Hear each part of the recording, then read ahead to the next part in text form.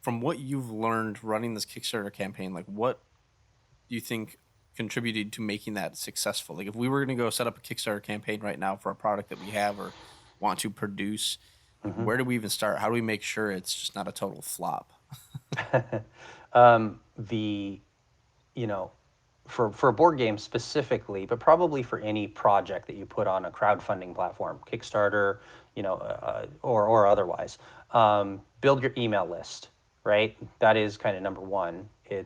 The uh, it's the key where you are allowed to talk to and market directly to a fan base, to supporters.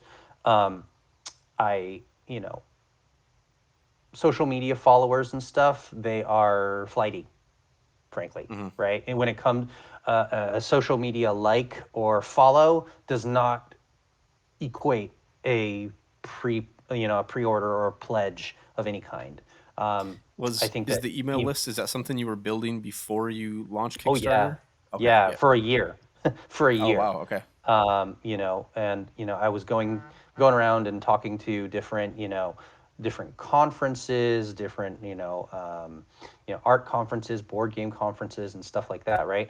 And by doing that, it really forced me to think about and minimize how much I say about the game, right? Hmm. Where I could start the conversation and leave it up to the up to the participant whether or not we were going to talk about it, right? Where I would just say, Dogs Bond is a board game about rescue dogs finding forever homes. If they don't directly engage with that as a pitch, don't bother, right? Don't try to Hmm. steer the conversation back to this, right? Because it's going to feel salesy. It's going to feel, high pressure. Whereas you can just say, yeah, this is what I'm doing. But if somebody says, really, tell me more, or what about that? Wait, can I learn more? Where do I go? Yeah, sign up for my email. Tick, tick, tick, done, right? And then that gives you the opportunity to kind of give them a more, targeted and in-depth conversation. So yeah, email list, hugely important. Social media, of course, you got to be findable. Um, but then the call to action can always be join my email list, Right. um, and that's big too. So yeah, I was trying to build the infrastructure for the board game to go to Kickstarter probably for like a year, and then we went, and then we Okay. went. Yeah. So Kickstarter was always kind of like the goal to get to start Yeah, get funding. yeah, Okay. definitely. Yeah, we knew. Yeah, I knew I was gonna have to go to Kickstarter, frankly, right? Okay. Because at the end of the day, it's like I like this idea. I have this board game. I've assembled the team. I've done all the research. I know what to do to get it done. Um, but I just need a little bit of funding, a little bit of a kickstart to get it over across the line, and that's how I knew, we would approach it. Very cool. Now, specifically about the like the Kickstarter page, I guess Hmm. that would kind of be the campaign itself. So after Correct. you've got the email list and you got the product and ready to start setting Hmm. up this Kickstarter page, what what all goes into that campaign to make that, I guess, appealing or attractive or kind of bring people in to ultimately back it? Yeah, I mean, you've got to, bring them through, you know, I mean, it's primarily an offering page, right? Hmm. That is what It's it's all pictured almost like about. a So landing, like a sales page, yeah, landing it's page a type. landing sales page. Yep, absolutely. And there, of course, are people who are going to be brand new to Kickstarter or Kickstarter veterans.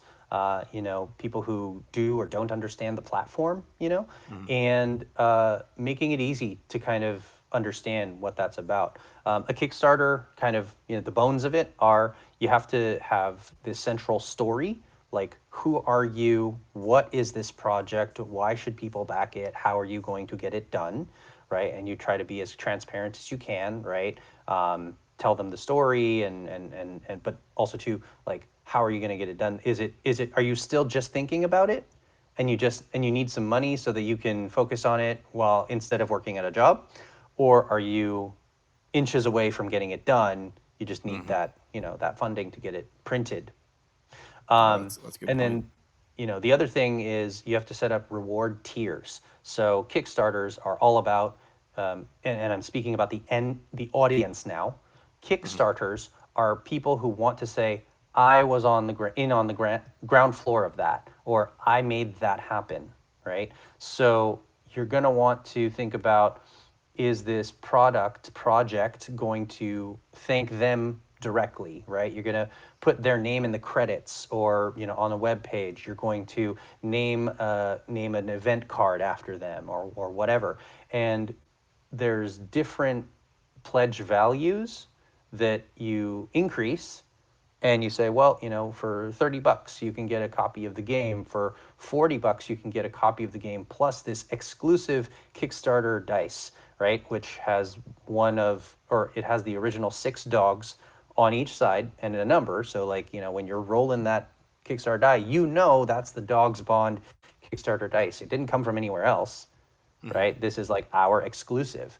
So, that's the $30 pledge, the $40 pledge. You can also go all the way up to, 750, and our illustrator will illustrate your dog into the game. Like, you get a custom card, right? That's just for you, and it's not going to be public, right? And it's just for you, and it's your dog, right? Do you have the goodest boy or goodest girl ever? Let's do it, and so those types of offerings, you set up. There's also a concept in Kickstarter, like, called stretch goals, meaning here's where we can be at the base, the core, the what I guess project managers would call a minimally viable product, right? And that's what you set your goal at, right? I can get you an MVP at this dollar amount. If we raise double that amount, right? Meaning the stretch goal. If we raise double the amount, we can put in, different illustrations to the different cards. We can put in, uh, everybody will get, the exclusive dice. We're going to get wooden, wooden characters of the dogs, right? Made, laser etched, Hmm. right? If we raise more than what we needed for the minimally viable product. And what's really interesting about that is, for an individual, that person says, hey, I want to back this project. I'm interested in this reward tier for me. And then the stretch goal kind of conversation shows up, and you're like, well, I'm going to tell my 3 friends who are interested in this type of thing, because maybe they back it. And if we all go in and we all succeed, maybe then we can push Alex and his team to create more stuff, to do more things, to give us more of that reward, you know, all packed into one box. Hmm. So that's really kind of, again, the power of Kickstarters and Kickstarter community, because that's where people say, like, yeah, I already threw in $30. Why should I talk to my friends about it? Why should I share this information? Because if we, if I threw in $30, but we all throw in $30, they can do this game 2, 3, 5x bigger than what they, you know, are kind of committing to. So yeah, it's hugely important for Kickstarter. That's interesting. I haven't heard of the stretch goals. That's really cool. So that's is Hmm. explicitly like shown on that page. Like if we can Yes. get double the backing, then here's a price. Okay, Yes. Right, right, very right. I cool. mean, and you can set it whatever you like, wherever you like, right? Maybe it's like, hey, if we raise our goal and then we get, $2,000 extra, we can do this much. Or if we get $5,000 extra, we do this much, right? And it's all up to the creator, Hmm. and you can set those kind of milestones, right? So I knew that if we wanted to introduce, 5 more dogs, that's going to cost X dollars, because I've got to design the dog, I've got to go out and play test the dog. So like, what is that? What's the involvement? And you kind of, as a creator, you kind of get to set that benchmark, that goal.